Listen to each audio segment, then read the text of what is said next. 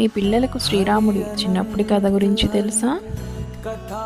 శ్రీరాముడు చిన్నప్పటి నుంచి మంచి బాలుడుగా ఉండేవాడు. ఎప్పుడూ పెద్దల మాటలను గౌరవిస్తూ అందరితో ప్రేమగా ఉండేవాడు. రాముడు తన తమ్ముళ్ళతో కలిసి ఆడుకునేవాడు. అందరిలాగే వారు కూడా పోట్లాడుకుని మళ్ళీ కలిసిపోయేవారు.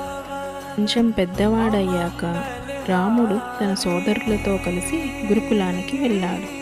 ఇక్కడ గురువుల దగ్గర వేదాలు మరియు విద్యలు అభ్యసించాడు. ఎప్పుడూ వినయంగా ఉండేవాడు. గురువుల మాటను గౌరవిస్తూ చాలా శ్రద్ధగా చదువుకునేవాడు. అలాగే ధనుర్విద్యలో కూడా ఎంతో నైపుణ్యం సంపాదించాడు. ఇలా చిన్నప్పటి నుంచే శ్రీరాముడు మంచి లక్షణాలు కలిగిన బాలుడిగా ఉండేవాడు.